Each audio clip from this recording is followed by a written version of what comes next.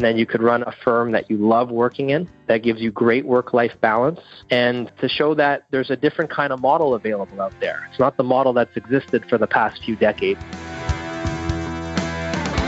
Hello, everyone. Welcome to Where Accountants Go, the Accounting Careers Podcast. I'm Mark Goldman, a CPA and your host for this show, and frankly, very excited to bring you today's guest. For today's show, we are revisiting a guest that we had on the show last year, but for a different purpose this time. Ryan Lazanis in Montreal is joining us for the program, and he was on the show back in February of 2020 for episode 164. That's over 60 episodes ago and about 15 months ago. I asked Ryan back on the show because I'm always impressed every time I listen to his own podcast because he has so much good advice and insight for those looking to build their own modern accounting firm. I find a lot of truth in what Ryan shares, and since helping others build a firm like he did, prior to successfully selling it, by the way, is his specialty, I asked him to come back and share some of that insight with us on this program. If you've ever thought about starting your own firm or scaling your firm in a more lifestyle-friendly way, then this discussion is going to be of tremendous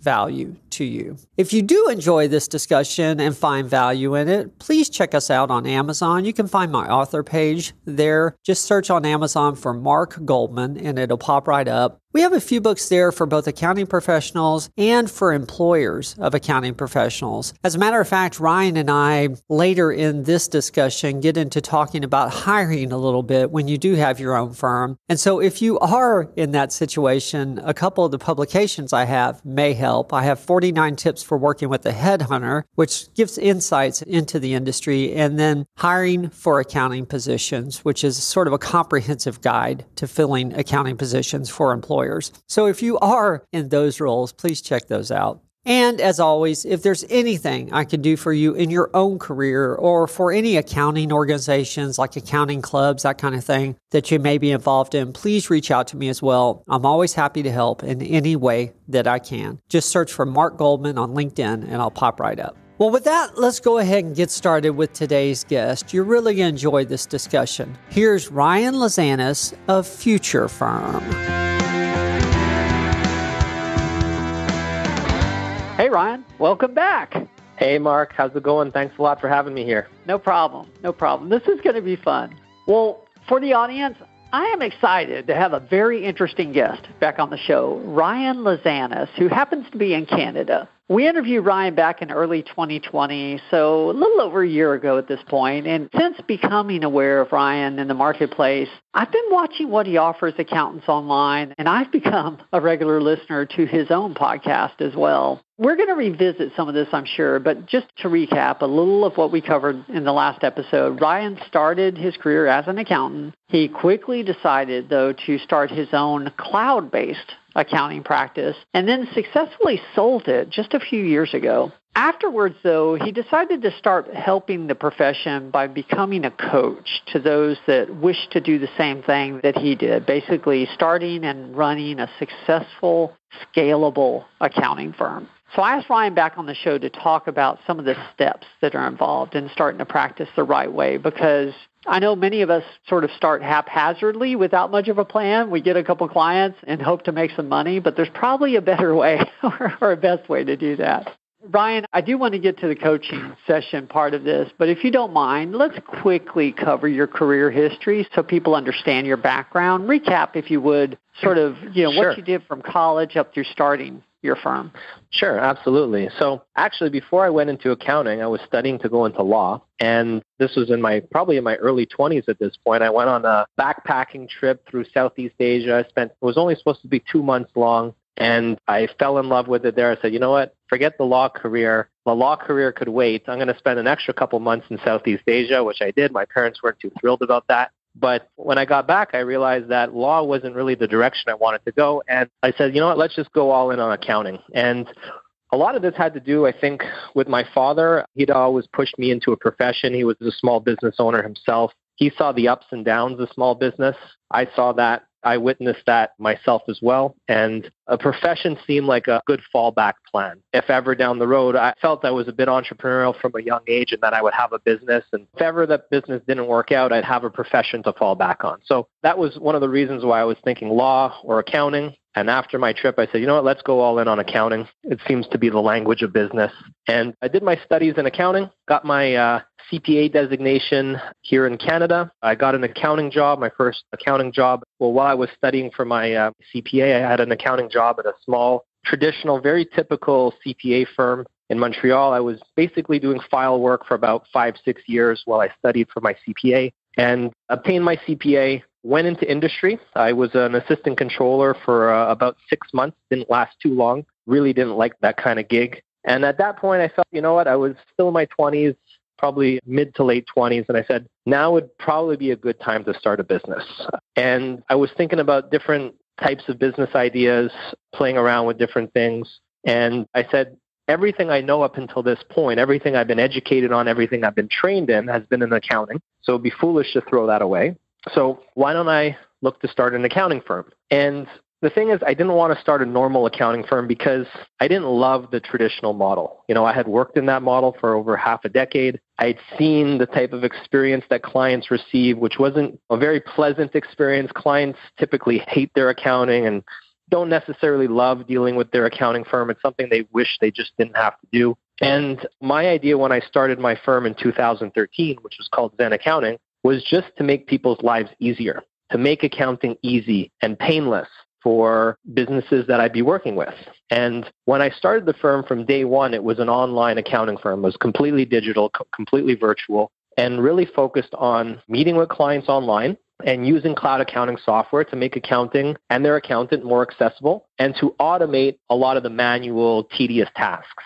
Now, that might not seem like a very novel idea at the time, but in 2013, people did not meet with their accountant online. It wasn't a very typical way of working. And cloud accounting software was extremely new. And I was playing around with a lot of new concepts when I started my firm. Anything that I saw as a pain point from the typical model, I wanted to eliminate. For example, timesheets is pervasive across the industry, but people hate their timesheets. So I said, this firm is not going to have timesheets. We're going to run it in a different way. And clients, they hated hourly billing and getting surprise bills in the mail. So I said, you know what? We're not going to have hourly billing. We're going to have subscription pricing from the get-go. And that subscription pricing will be advertised online. And all those little things that I saw as pain points, I wanted to eliminate them and just make people's lives easier. And that was really the theme. And the thing was, though, I had all these ideas, which I thought were good ideas at the time, and they ended up being good ideas, but knew nothing about how to implement or execute them because I was very inexperienced. I'd never run a business before. I'd never been trained in anything other than doing tax returns and financial statements and month ends. And I knew nothing about how to sell the services. I knew nothing about how to market the services. I knew nothing about how to price the services. I'd never managed or hired anyone in my life. So all these critical components of running a business were things that I was never trained on. And I think a lot of accounting firm owners can probably relate to that. So I spent the first couple of years really trying to tinker around with a model that would make people's lives easier. And I had a lot of costly mistakes, a lot of pitfalls, had to educate myself from the ground up in a lot of these areas. And it took me a couple of years to finally figure out a model that could scale. And fast forward a few years, 5 years after starting the firm from scratch, so I started with 0 clients. I grew the team to about 15, and I started getting a lot of interest from outside parties that wanted to acquire us because of the technology forward approach and the fact that cloud accounting looked to be the future. And a lot of firms wanted to jump on that bandwagon. And I had never actually ever considered starting a business and then selling it. It was just, I looked at my father's footsteps. He started a business from a young age and he ran it for a few decades and then he retired. And I kind of felt that I would probably do the same. So I never actually considered selling a business. But when I started getting different offers in, that's when I started really having that fork in the road moment. And it was probably one of the most difficult moments of my life because I just didn't know what I wanted to do. I didn't know if I wanted to sell it, didn't know if I wanted to partner with the firm, if I wanted to keep running the firm. And that was a very, very difficult moment for me. And my wife could probably attest to it. I probably bugged her enough with what should I do? She heard a lot about that kind of stuff, but ended up really clarifying my purpose, clarifying what I really wanted out of life. And that was a very powerful lesson for me, and ended up going through with an acquisition in 2018, so 5 years after I started the business. And I sold it to a firm, a corporate services firm out of Isle of Man, of all places, which was an interesting transaction, and sold the business and then started my new venture, Future Firm, from that point onward. Wow. Did you go backpack in Asia first, in between the two again, or? You know what? So interesting thing, when I was backpacking in Southeast Asia, that's where I actually met my wife. So that wasn't the reason why I extended my trip, but in the first place, my parents seemed to think that's the case, but that really wasn't the reason. But yeah, so it was the best decision of my life to extend the trip, met my wife. So yeah, that's a bit of backstory for you. Wow. So tell us about Future Firm, your business now, because there's a lot of other things you could do. You could start many other different types of businesses, something else related to accounting, and instead you've decided to start something that basically helps people do what you did in 2013 through 18. Yep. So why that? I mean, what made you passionate about it? Why did you decide that was right for you? A few things come to mind there. One is, I think one of the reasons why I started Zen Accounting in the way that I did is because I've always been a bit frustrated with the profession and the fact that it hasn't moved forward or innovated or advanced fast enough. And I was attracted to more disruptive business models and wanted to do something a little bit different in the accounting space. So that's kind of why I started Zen Accounting. And when I really faced that fork in the road moment and had to think about my purpose, I realized that my purpose wasn't helping serve small businesses, the clients that I was servicing, but it was really about helping advance the accounting profession, even in a small way, because I feel our professional bodies aren't doing enough to help the small accounting firm owner. And the world has really changed in the last few years, and the pace of change is only accelerating. And I don't feel there's those resources available for people that want to run and grow a modern accounting firm. And certainly I was faced with that. When I started my firm, I was thinking about doing things that other people weren't doing. And I'd approach CPA Canada, who's our national body here, and ask them questions. And no one would have any answers for me. And there would literally be no resources available online for how I could learn how to grow a modern firm. And I had to just make all those mistakes myself. And those are timely, costly, stressful mistakes. I definitely have a few gray hairs because of them now. But I wanted to help other accounting firm owners avoid those pitfalls and quickly create a modern, scalable firm that they love working in. Because if you look at a lot of accounting firm owners, they do get stuck in that typical professional services model trap, where you grow the firm, but it means that you have to drive yourself in the ground to do it. You got to work a ton of hours. You go through stressful, crazy, busy seasons. And I didn't want to do that. I didn't go through that in my firm. And I want to show others how they can achieve that as well. So yeah, that was one of the reasons. The other thing is, when I said I started Zen Accounting and that I wanted to make things easier on all parties, what I really meant, I guess, is that, or what I learned is that creating an easy model where you can grow with less effort means it's a more scalable model. So I was always interested in the business model and how I can create something scalable. And while I think I achieved that with Zen Accounting, I felt that I could, with Future Firm, create an even more scalable model. And that's kind of what I'm doing with my coaching at the moment. And I'm very, very interested in the model that I'm currently developing with Future Firm. So yeah, Future Firm is basically there to help firm owners fast track the growth of a modern, scalable firm that they love working in, that doesn't drive them into the ground. I put out a lot of free content that's practical and actionable on my blog, futurefirm.co. I have a biweekly podcast that you mentioned earlier in the episode, which is literally bite-sized episodes, under 10 minutes, just on like one actionable tip that people can implement in their firm. I have a weekly newsletter sent to around 5,000 firm leaders around the world that want help scaling their firm. And I just give actionable, helpful tips and content in there. And that's all free. And then I've been doing one-to-one coaching for the last 2 years with, on average, 7-figure firms that, again, want help creating a scalable model. And then I took everything I've learned through running my firm and coaching other firms and developed an online coaching membership, which launched in January 2021, which basically takes everything I know, develop it into an online course curriculum. Currently has about 200 modern forward-thinking firm owners, a lot of them startups, but some of them a little bit further in their journey as well, where there's an online forum where everyone shares best practices. And then I provide some coaching through that platform as well. So that's kind of a little bit about Future Firm. That program is called Future Firm Accelerate, which just launched in January. Okay.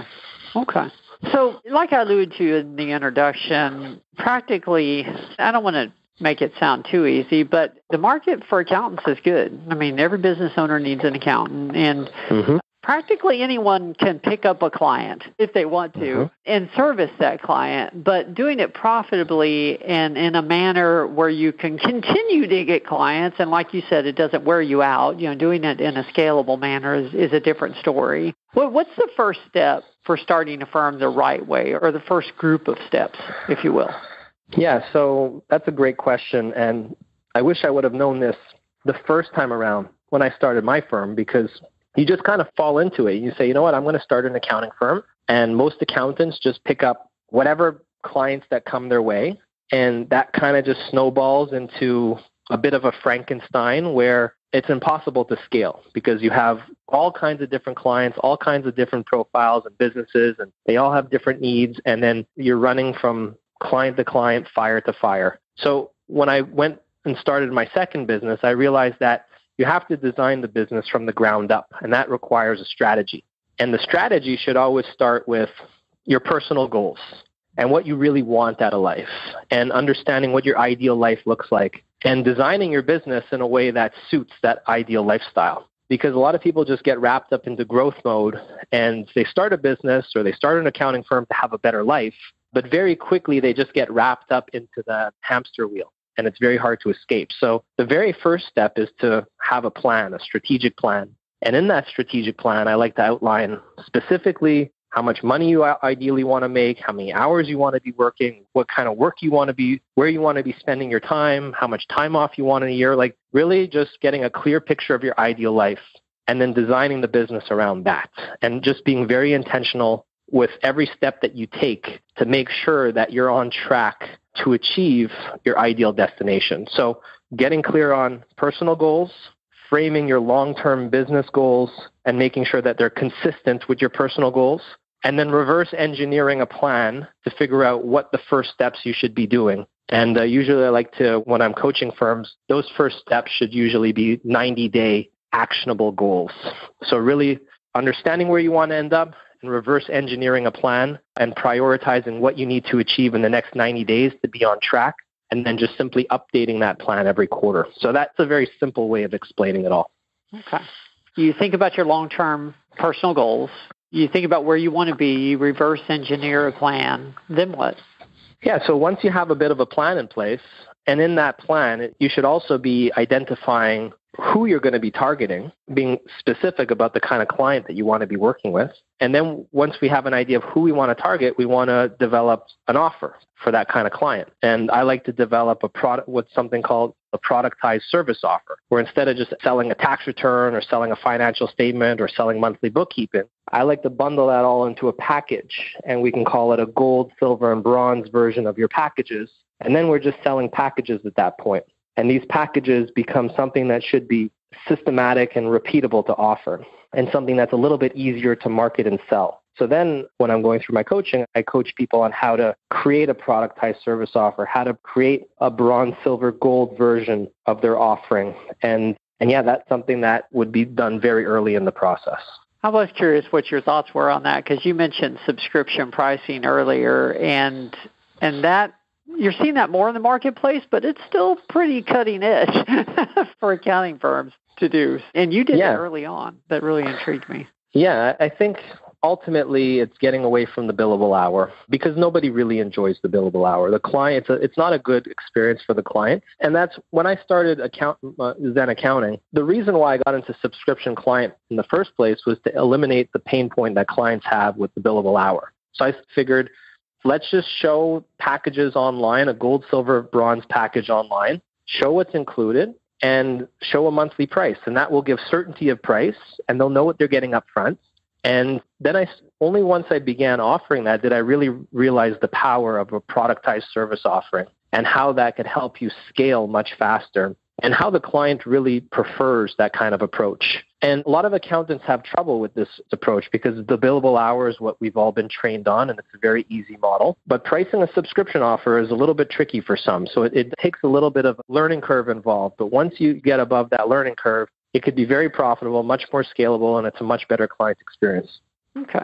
We're talking about building a firm that's scalable. Part of that is knowing when to hire, knowing when to bring on some extra help, and doing that appropriately. What advice or pointers do you have in that area? Because I'm sure you've helped other firm owners with identifying when's the right time. You know what? That's a real tough one. And I think it's really case by case. I think in my situation, and I'm very happy I did it in this way, is I hired very early and I hired an experienced individual very early. So my idea was, while I had studied accounting, my passion was not in accounting, and I wasn't a very good accountant. So I needed to get myself out of the client work as fast as possible. So as soon as money started coming into the business, I hired a CPA. And that CPA was going to take all the client work off my shoulders so that I could focus on designing the business and growing the business and marketing the business. So I did that very, very early on. And everything that I did in the business was to shield myself from actually dealing with clients and doing file work. Other than higher level relationship type stuff, I wasn't really dealing with much of the client stuff. So that was something that was very intentional for me from the start. And I see a lot of accounting firm owners that kind of get in the trap of just they're unable to get out of the file work phase. And that's simply because they're just not hiring early enough. But there is a risk associated with that because it's kind of the chicken or the egg. You could either, if you hire early, you have to make sure that the revenues comes in to support that. Most people don't want to take that gamble, so they have trouble getting out of the file work and breaking that cycle. So you have to have a little bit of confidence in yourself as well that you can bring in those dollars. So having a bit of a marketing engine in place beforehand might be a good idea. I think it comes down to case by case in a lot of instances of when you should bring your first person on board. I think you have to have some kind of sales funnel and marketing funnel in place. Okay.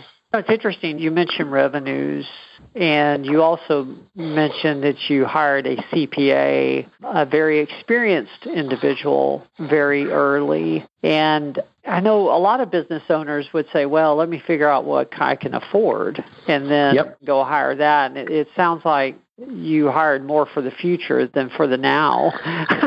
Do you have any thoughts about that? That's exactly it. And you know what? I didn't pay myself for that first year.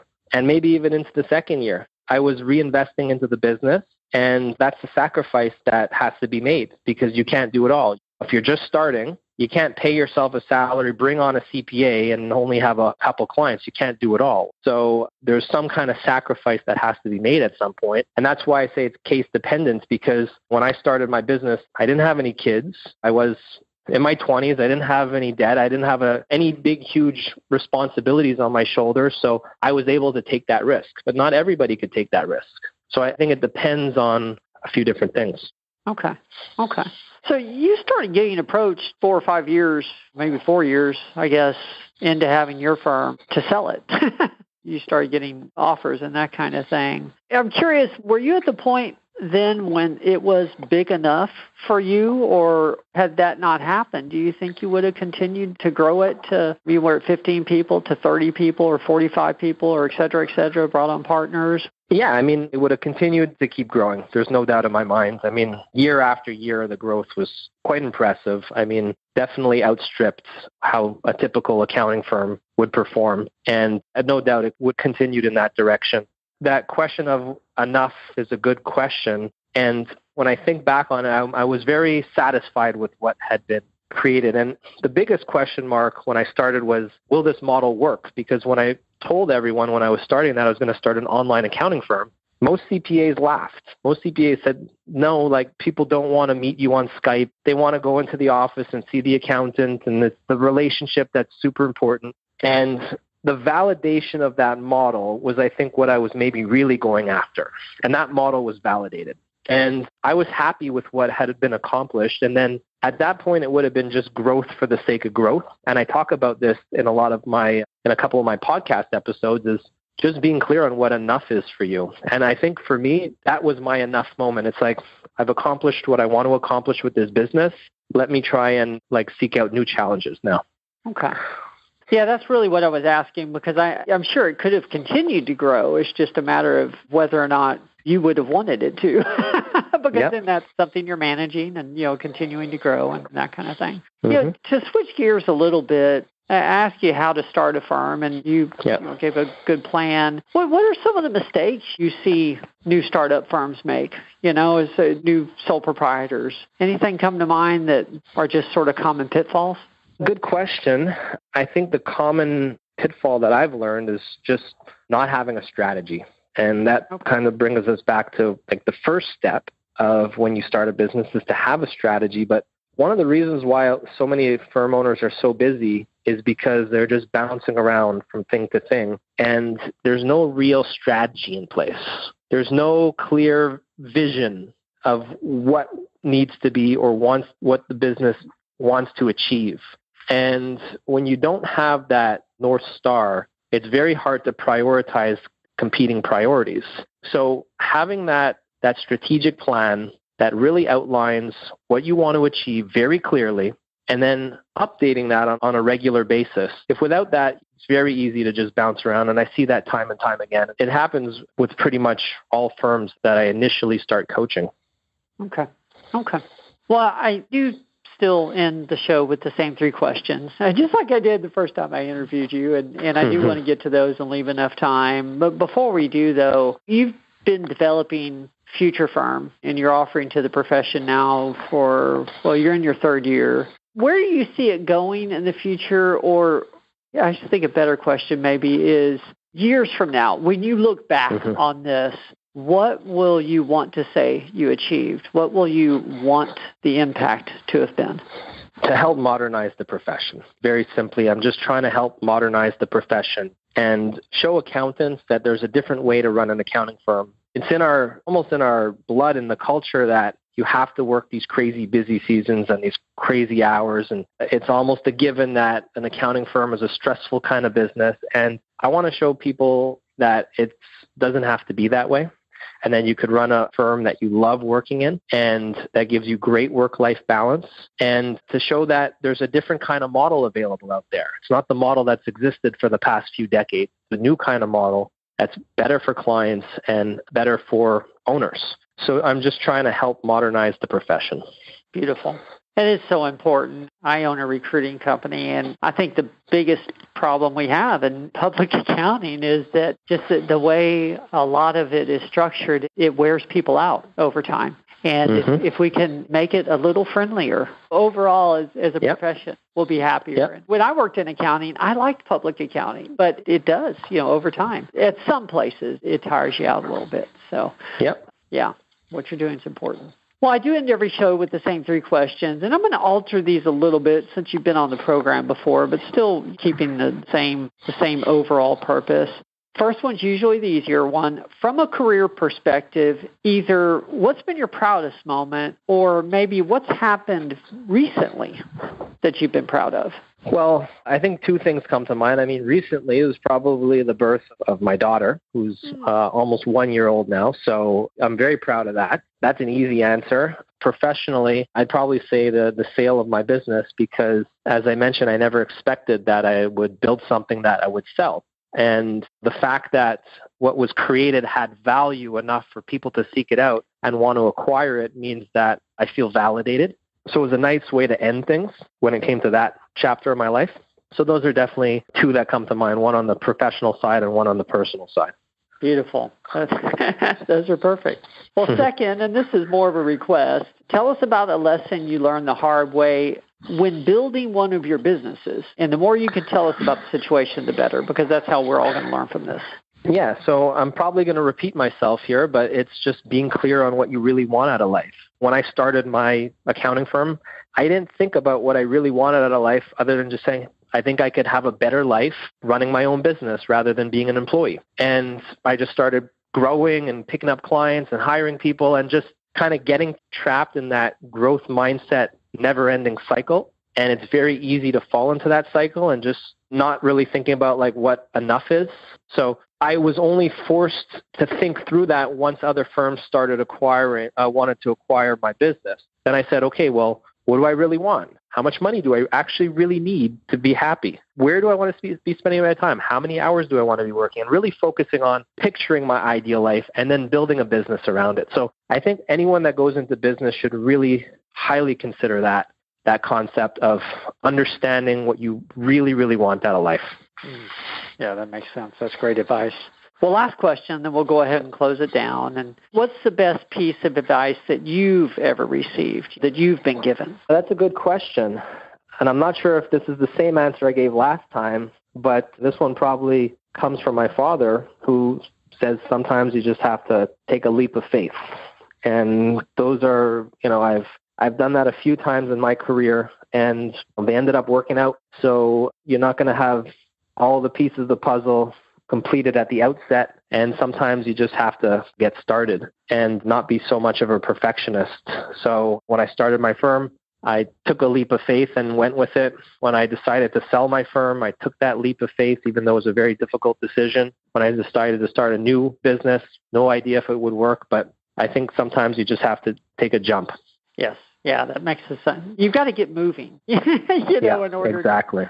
Yeah, that makes a lot of sense. Well, thank you again. I know I mentioned this in the pre-show conversation, but I feel like we talk all the time because I really do listen to your show all the time. But this has been an honor. I appreciate you taking the time out for my show to come on and talk to our audience. If someone wants to find out more about you or a future firm, I guess what's the best place for them to look online? Yeah, so definitely follow along on my free newsletter. It's every Tuesday morning that I send it out, and that's at www.futurefirm.co/newsletter. And for anyone interested in wanting to build a modern, scalable firm of their own, you can check out my online coaching membership, Future Firm Accelerate, at www.futurefirmaccelerate.com. Perfect. And I'm just going to reiterate, if the podcast episodes are just so well done, they are bite-sized. And so anyone looking for this kind of advice, that's a great place to look as well. So. Appreciate that. Thank you, Mark.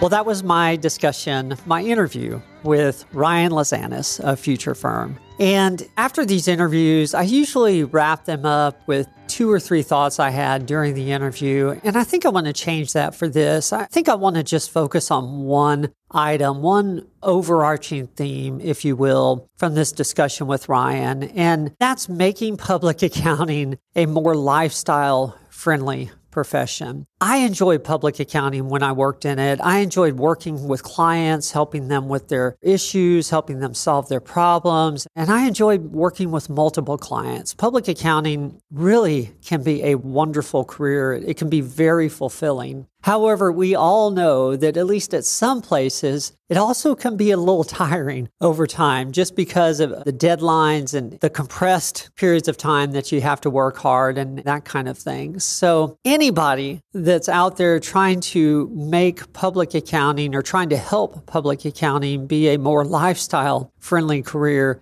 definitely is doing important work. And so I really appreciate what Ryan is doing really for the overall profession. I think he's making a dent on the world doing this, and it's important for us accountants. So thank you very much, Ryan. I know I always mention this at the end of every episode, but seriously, if there's anything I can do for you in your own career, please reach out to me. I'm having more and more of those discussions these days, and I enjoy every single one of them. If there's anything I can do for you, any discussion that you need to have about your own career, please look me up on LinkedIn. Just search for Mark Goldman, CPA, and I'll pop right up. I'm happy to help in any way that I can. Well, that wraps up another episode of Where Accountants Go, the Accounting Careers Podcast. Next week, we'll have another interesting guest for you to learn a little bit from. So until then, we'll see you next time. After all, this is Where Accountants Go.